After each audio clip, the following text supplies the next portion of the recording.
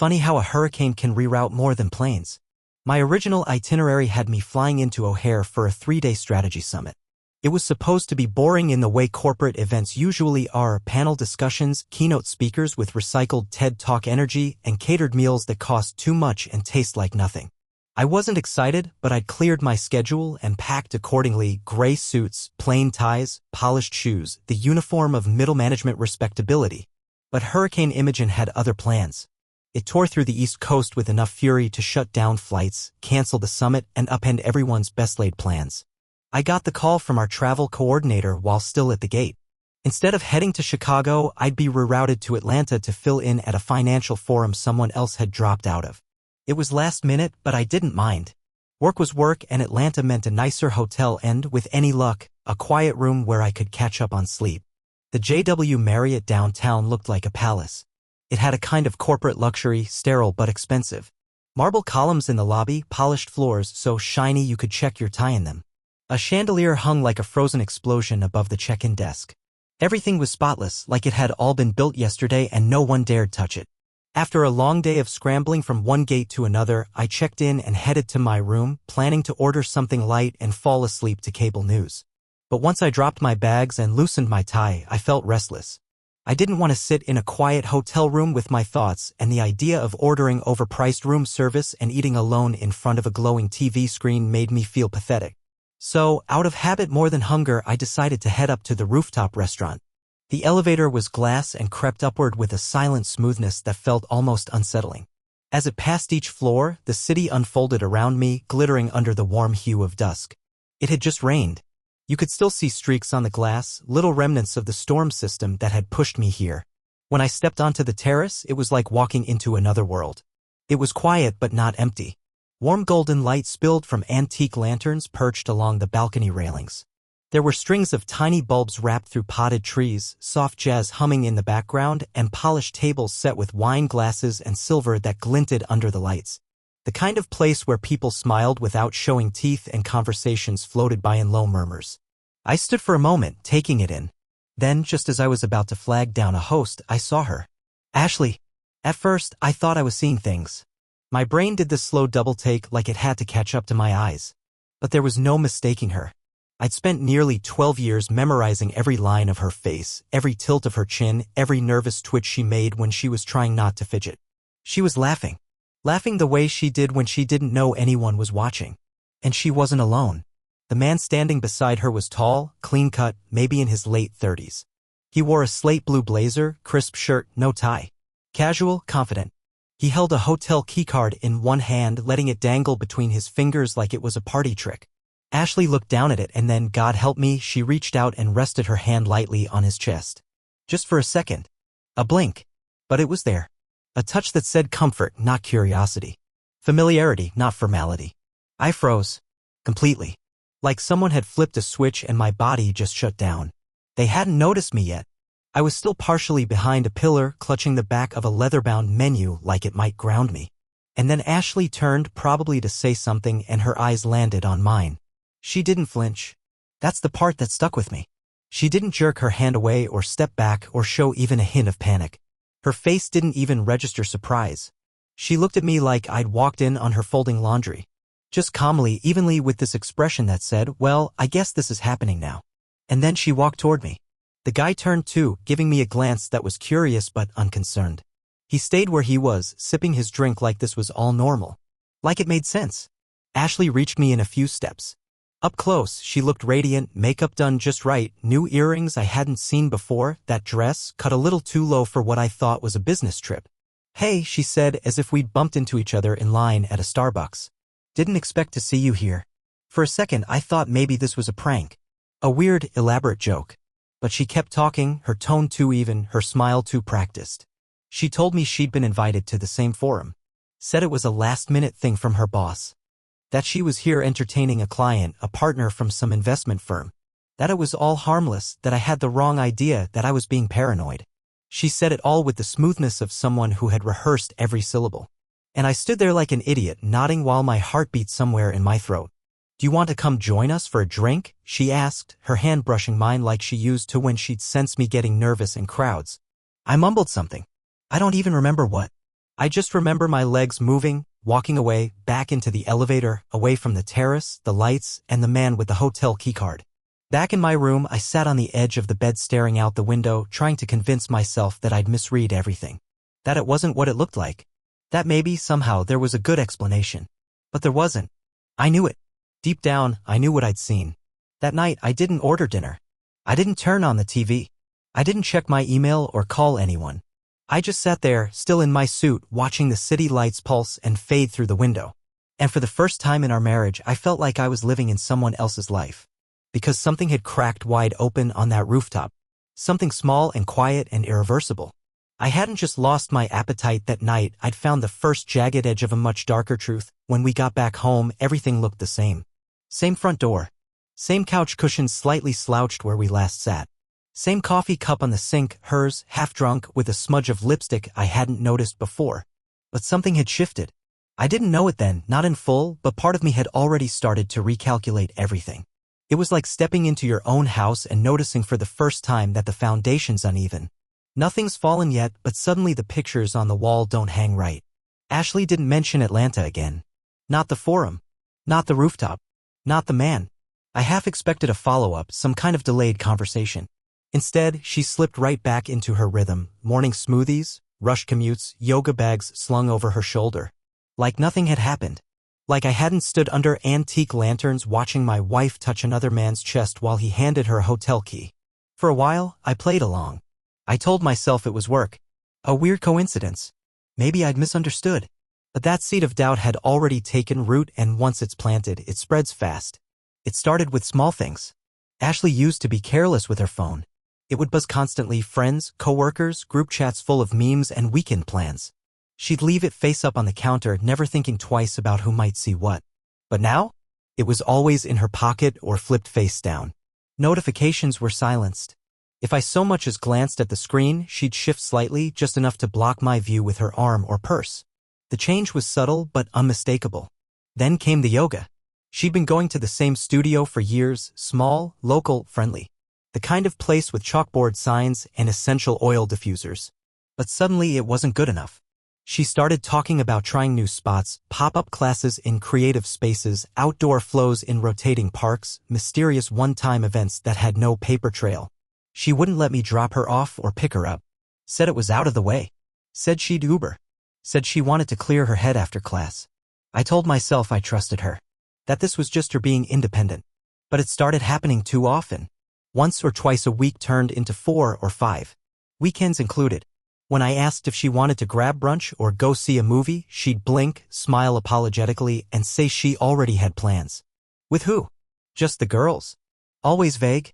Always offhand. The way someone lies when they've been doing it long enough to make it sound like truth. Then there were the receipts. It began with a small one. A boutique spa $2.50 for a couple's retreat package. I found it crumpled in the bottom of the trash can under a wad of takeout napkins. When I asked about it, she shrugged. Said it was a misprint. Said it was part of a gift bag from work. I wanted to believe her. God, I wanted to. But even her voice sounded different now, hollow, like she was reading from a script. There were hotel charges next. Not local ones, out of state. Places she'd gone for conferences. But the invoices said 2 guests. The room types had names like romance package and deluxe couple suite. I pretended I didn't notice. I told myself I was overthinking. She'd laugh at me if I brought it up. She'd say I was being dramatic, jealous, insecure. That was the worst part. I had started training myself not to look too closely. When she traveled, I used to love picking her up from the airport. I'd hold a little sign with a dumb nickname, bring her coffee, sometimes flowers. She used to light up when she saw me. But she stopped letting me come. She said her flights were too unpredictable. That she'd get a car. That it was simpler. So I stayed home. And when she returned, she always looked rested, radiant even. Her suitcase, once stuffed with wrinkled business casual, now came home with delicate little shopping bags tucked between the clothes, expensive skincare brands, luxury fragrance samples, branded slippers from hotels she said were just the closest option. The kicker? One time, after a supposed weekend in Tulsa, her favorite leather jacket smelled like men's cologne. Not the kind you catch in passing. This was a scent that clung. She said she'd sprayed something at the airport and it must have lingered. You know how those kiosks are, she laughed. And I laughed too. Like a fool. I laughed while my stomach turned. She traveled more often after that. The trips began to stack up. Every few weeks she was flying somewhere for a leadership seminar, team-building intensive wellness offsite. Always short notice. Always packed quickly. No time for real explanations. The strangest part was what went missing from those trips. Ashley used to love to share. She'd come back from a weekend away with stories about coworkers, about keynote speakers, about random airport strangers who gave her life advice. She used to bring home fridge magnets, pens from hotels, silly inside jokes from panels she'd sit through half asleep. But lately there were no stories. Just vague summaries. How was it? I'd ask. Fine, she'd say. What was the panel on? Oh, just productivity stuff. Who was there? Same people as always. That was the lie I caught first. I checked her Instagram one afternoon when she left her iPad unlocked. No new posts from the trip. None from her coworkers either. I clicked on the account of her work friend Tara, who she said had been there. Tara was posting pictures from a wedding in Vermont that same weekend. I didn't confront Ashley. Not then. I just sat with it. I sat with the knowledge that the version of our life I was holding onto was a version only I believed in. I thought of the little rituals we'd once shared, reading in bed on Sundays, making pancakes in our bathrobes, her singing off-key in the shower. They'd all faded slowly, so slowly I hadn't noticed until they were just ghosts in the hallway. What haunted me more than anything was the realization that Ashley had become better at hiding than I had at noticing. That's what betrayal does. It makes you question every kindness, every glance, every delayed text. And the worst part? I still wanted to believe her. I wanted to believe that I was just tired. That I'd let my imagination spiral. That stress was warping my thinking. That maybe I had changed, become distant, distracted, hard to love. That maybe this was my fault. Because if it was my fault, then maybe it could be fixed. But deep down, I already knew. This wasn't about one strange trip or one offhand lie. This was the beginning of a system and architecture of deceit, carefully built layer by layer. And now I was starting to see the blueprints. It happened on a Thursday. Late October. I remembered that because the trees had just started to blush red and gold and there was a bite in the air that hadn't been there the week before. I wasn't supposed to be home. Ashley thought I'd be at the quarterly review, some marathon session with our CFO and the rest of the finance team that usually dragged into the evening. But I'd caught a fever around lunch. Nothing dramatic, just one of those creeping chills that crawls up your spine and makes fluorescent lighting feel like an interrogation lamp. I texted my manager, apologized, and took the elevator down without making a fuss. I wanted sleep. Quiet. Soup, maybe? What I got instead was certainty. Ashley had told me she'd be in Austin until Friday. A budgeting workshop with her department heads. She'd flown out Tuesday morning, suitcase in hand, hair tied back like always. She kissed my cheek absent-mindedly before she left, no eye contact, no real goodbye. At the time, I barely registered it. Now I know it was already a farewell. As I pulled into the driveway, I saw her car. At first, my brain tried to rationalize it. She came home early. Her flight got canceled. Maybe she's sick too. 1,000 little excuses lined up and ready to be deployed because that's what I'd trained myself to do, explain things away. But as I got out of the car and approached the front door, I felt it, the silence. No TV on. No music. No clattering of dishes or sound of a running shower. Just silence. That uncanny kind that feels staged, like a room holding its breath. I stepped inside and immediately I knew. The smell hit me first, men's cologne. Not mine. Not even close. It was strong, musky, expensive. The kind that sticks to your clothes and burrows into the fibers of the couch. I followed it upstairs like it was a trail. The bedroom door was half closed. I pushed it open. The room wasn't chaotic. There wasn't some cliché scene of a man scrambling out the window or clothes strewn across the floor. It was worse than that.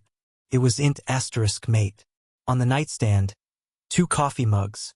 One with lipstick on the rim, the other completely unfamiliar. A gym bag sat at the foot of the bed, black, monogrammed, initials I didn't recognize. A man's tie lay coiled on the floor like it had been tossed lazily. The bed was made up the way Ashley liked it. Pillows arranged just so, but the dent on my side was fresh. Lived in. Warm. Ashley sat in the reading chair by the window, legs folded under her, wearing an oversized gray shirt I knew for a fact didn't belong to either of us. Her hair was damp, like she just showered. She had her laptop open and was typing. Focused. She didn't look up when I entered. I stood there, staring, and finally said, "I thought you were in Austin." She flinched. Only then did she glance up. Her face didn't crumple. She didn't cry. She didn't leap into excuses. She just sighed, like she was tired, like the performance was over and she didn't want to re-audition. "I was going to tell you," she said. A ridiculous thing to say. Tell me what? That she'd been pretending to travel for work while sleeping with someone in our house? She closed the laptop gently, as if the sound might shatter something. I crossed the room and looked at the screen. An email draft was open. Subject: Saturday was unforgettable. It was a response. Below her cursor was the original message. "I still think about the way you laughed at breakfast. That view from the balcony. Never seen you so relaxed. Let's do it again soon." Attached were photos. The first was of a hotel balcony, overlooking downtown Austin. I recognized it from the brochures. I'd almost booked that same hotel once for our anniversary. The next was a photo of 2 glasses of champagne, condensation beating in the Texas heat. The final photo was what stopped me cold.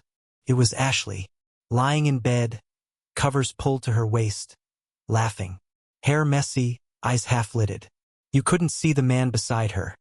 Just his arm, the edge of his chest, and a luxury watch resting on his wrist. The same watch now sitting on our dresser. That broke something in me. I didn't yell. I didn't flip the laptop or demand answers. I just stepped back and sat down on the edge of the bed. My side. My voice was hoarse when I asked, "How long?" She was quiet. Too quiet. I turned to her, and for the first time I didn't recognize the woman sitting there. Not the way she looked. The way she held herself. She wasn't pleading. Wasn't defensive. She looked like someone who had made peace with a decision long ago and was only now dealing with the wreckage. "A while," she said finally. "Months." I nodded. I didn't trust myself to speak.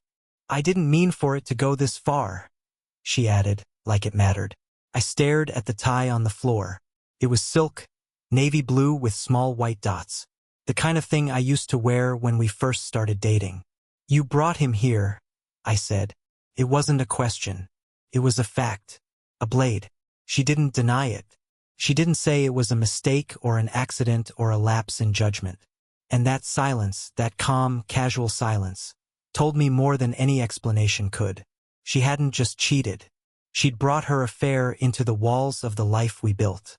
Into the bed where we slept, dreamed, argued, and laughed. Into the home where we made slow breakfasts on Sundays and watched bad movies and carved pumpkins and talked about what names we liked for our maybe one day kids. I looked around, suddenly seeing everything as if for the first time. The wedding photo on the dresser.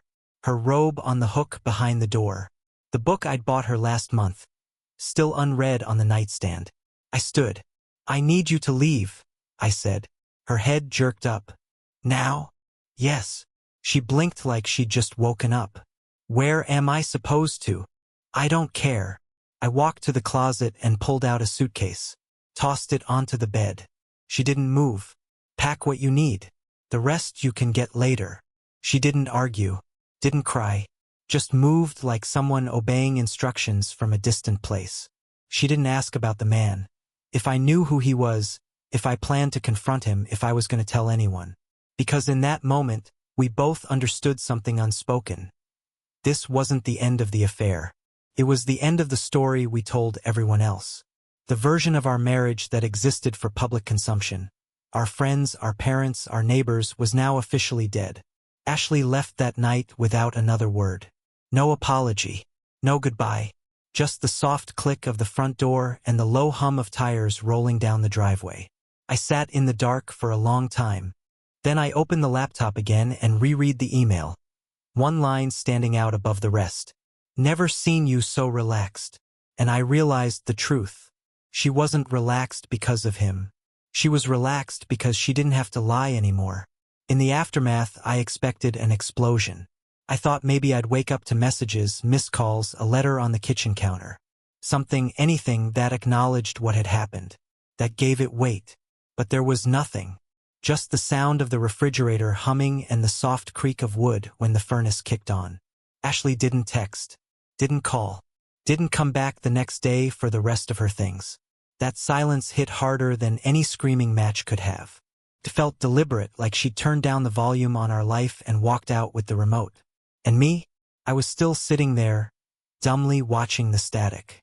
I boxed up the easy stuff first. The things that were clearly hers. Makeup bags, shampoo bottles, her stack of yoga blocks. Drawer by drawer, shelf by shelf. I worked quietly, methodically. The perfumes were the hardest, each one a different version of her. The citrusy one she wore on our honeymoon. The darker one I bought her for her birthday. The new one that lingered on the pillow after that night. I packed them all into a small shoebox and taped it shut without labeling it. She hadn't asked for any of it yet, but I knew she would. Eventually, she moved into the guest room without being asked. I don't know when it happened exactly. I just remember walking past the room one morning and seeing her suitcase cracked open at the foot of the bed. Her phone charging on the floor. Her robe hanging from the doorknob like it lived there now.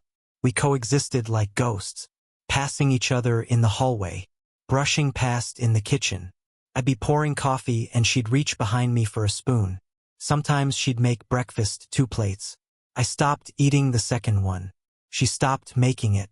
It was like we were strangers pretending to be married. She still wore her ring. I noticed that. Not every day, but often enough to make it worse. I kept mine in the nightstand drawer, beside a spare set of keys and an old pair of reading glasses I never used. Every so often, I'd open it just to check if it was still there. As if it might vanish too, like everything else. People started to notice. My sister called first. Said my texts felt off. I told her I was just tired, buried under work.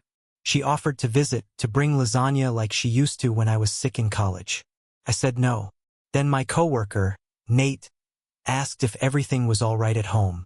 Said I'd seemed distant in meetings. I told him I was just distracted. He nodded, but he didn't believe me. When you live in silence long enough, you forget what it feels like to be heard. Ashley wasn't cold. Not exactly. She wasn't cruel or hostile. She was just removed, detached. She'd nod if I spoke to her. She'd respond if I asked something direct. But that was it. No follow-ups. No small talk. No more, "How was your day?" or, "Did you see that article I sent you?" It was like watching someone slowly pack up their presents, piece by piece. One night I couldn't sleep. I wandered downstairs, poured a glass of water, and saw the light from the guest room under the door. I stood there for a long time listening. No voices, just the faint sound of her typing. I walked away. The next day, I found her laptop open on the dining table. She was in the shower. I wasn't proud of what I did next, but pride had stopped being useful weeks ago. I didn't dig deep, just glanced at what was already open. It was an itinerary. Her name, a flight to Denver, check-in confirmation for a boutique hotel, a dinner reservation for 2 at a place that boasted a chef's tasting menu under candlelight. I closed the screen before I saw the dates. I didn't need to. I knew it wasn't for work. That night, when she came down for tea because she'd started drinking tea before bed now, like she was a character in a novel, I said nothing. I didn't ask. Didn't confront. She offered me a cup. I declined. She nodded and went back upstairs. And that was how it was. No yelling. No crying. No thrown wine glasses or late-night confessions. Just a house filled with the kind of silence that echoes. I started talking to myself. Not loudly, just under my breath. Asking myself questions, answering them out loud. I didn't even realize I was doing it until I caught myself in the mirror one morning, muttering, "Keys? Keys? Where'd I leave my keys?" and laughing like it was a joke. I missed noise, missed the little things, her off-key humming in the bathroom, the buzz of her phone lighting up the counter, the sound of her hairdryer while I read the paper. Now, all I heard was the click of her door closing at night and the distant hum of her side of the world continuing without me. She stopped cooking. I stopped buying groceries. Meals turned into takeout containers and cereal at midnight. The kitchen lost its rhythm. Dishes piled up. Coffee spoons sat unwashed in the sink until the metal turned dull. Our fridge became a graveyard of condiments and spoiled leftovers. It wasn't just that we'd stopped speaking. It was that we had stopped being real to each other. I saw her through windows reflections mostly. Her face on the TV screen when she passed by. Her silhouette in the hallway mirror. She'd pause sometimes like she wanted to say something but never did. I don't know if she was waiting for me to make a move or if she'd already written the ending and was just waiting for the page to turn. I started sleeping with the fan on, not for the breeze, but for the white noise. Silence became too loud, too full of the things we weren't saying. I remember one night, I think it was a Friday, I came home later than usual. I'd gone for a long walk, no destination, just needed to move. I stepped into the house and heard laughter. I froze. It wasn't hers. It was from her laptop. She was on a video call, talking to someone I couldn't see. Her door was cracked just enough for the sound to escape. I didn't go closer. I didn't need to.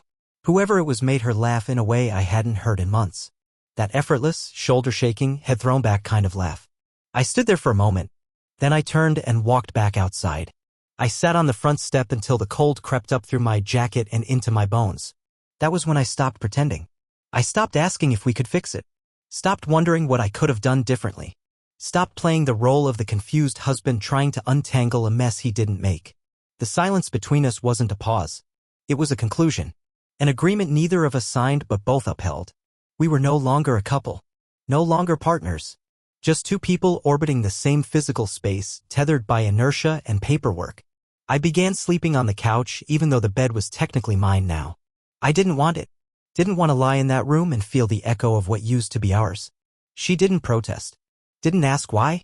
She just started closing her door a little tighter. We were past confrontation. Past explanation.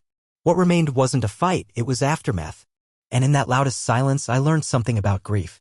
It doesn't always come with tears or shouting. Sometimes it arrives like fog. Slowly. Quietly. Soaking into the walls until everything feels damp and cold. And you sit there in it unmoving because you can't remember what the air felt like before it came. It started with a cloud folder. Technically, it had always been there, part of the shared storage we set up when we first moved in together. Ashley had a habit of saving everything, travel receipts, boarding passes, PDF versions of presentation decks she never opened again. She'd drag files into folders labeled with the month and year, each one a neat little capsule of where she'd been, what she'd done, and what she was pretending to be doing. I hadn't looked at that drive in months. Maybe longer. But one night, long after she'd gone to sleep and the couch had molded itself to my shape, I opened my laptop out of habit. No plan. Just a compulsion. A flicker of suspicion that had been quietly building inside me like pressure behind a dam. The folder was titled Work plus Travel. I clicked. Inside were dozens of subfolders. Each one labeled with a city: Austin, Portland, Denver, Nashville, Charleston. Cities she claimed to have traveled to in the last year. Each one a trip she'd framed as a necessary part of her career: leadership intensives, conference panels, cross-functional workshops. At first, it all looked legitimate.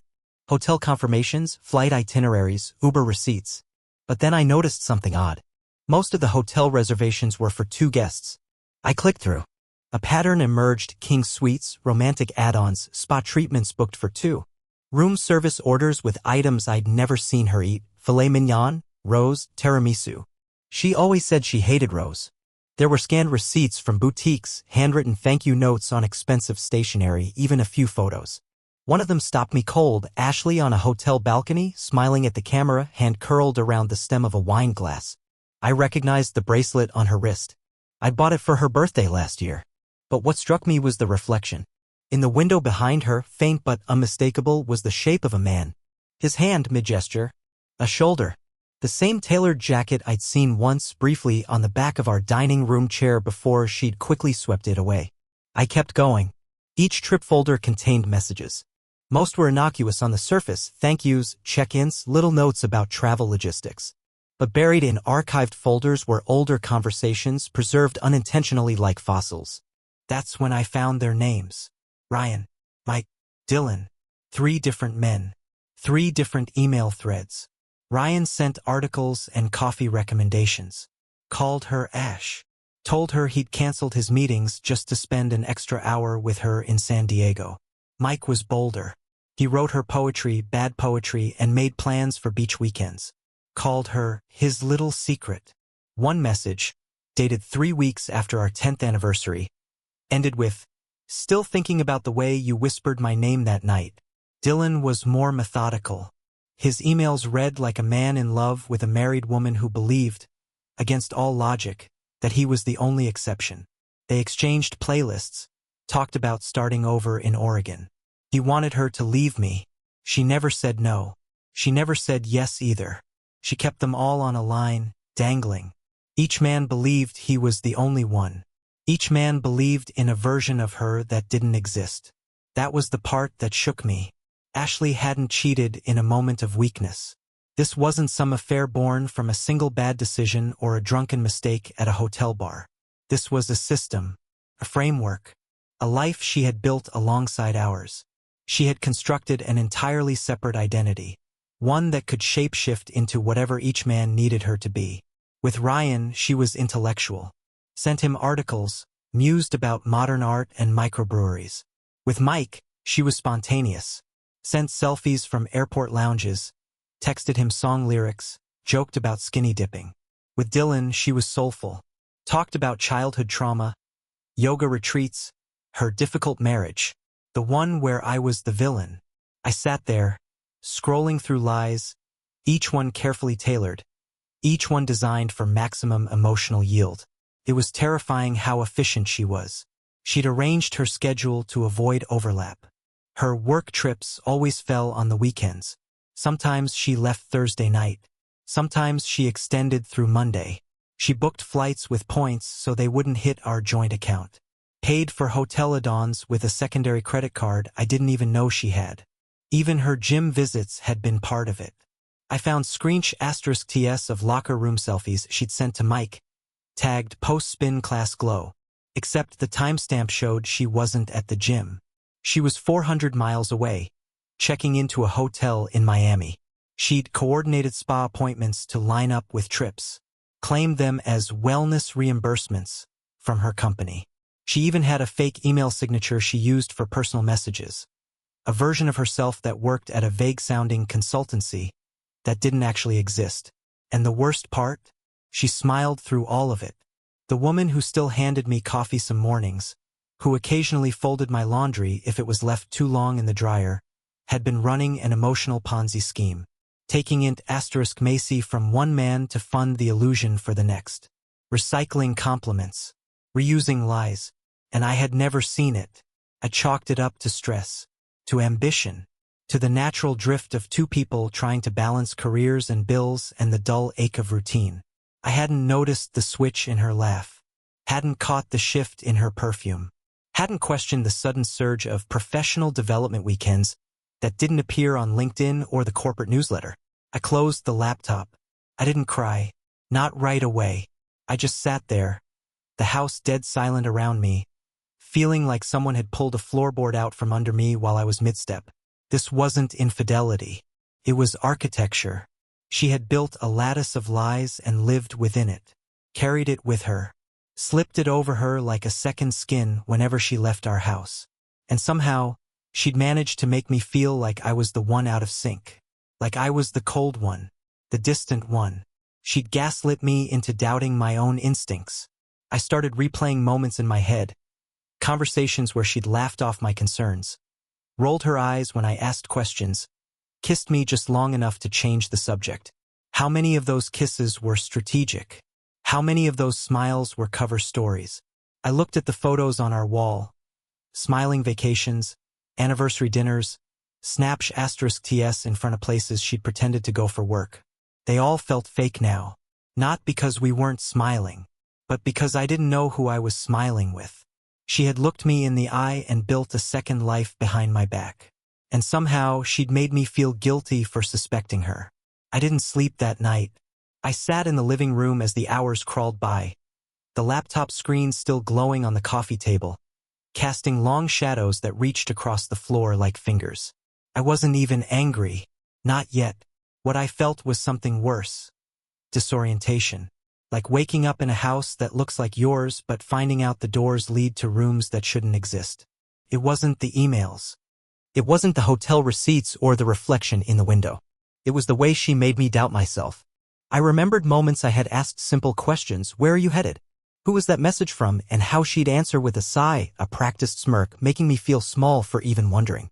That was the betrayal. Not the men. Not the lies. But the manipulation. She hadn't just hidden a second life, she trained me to ignore it. That's what broke me. Not the act. The erosion. A month later, she was gone. No dramatic exit. No tearful goodbye. Just her side of the closet empty, the scent of her perfume still clinging to the air. She moved on quickly, new city, new man, curated captions about freedom. She'd rewritten herself as a survivor. But survivors don't leave behind wreckage like that. Not silently. Not deliberately. The house felt quiet again, but for the first time it wasn't suffocating. It was clean. Empty in a way that invited rebuilding.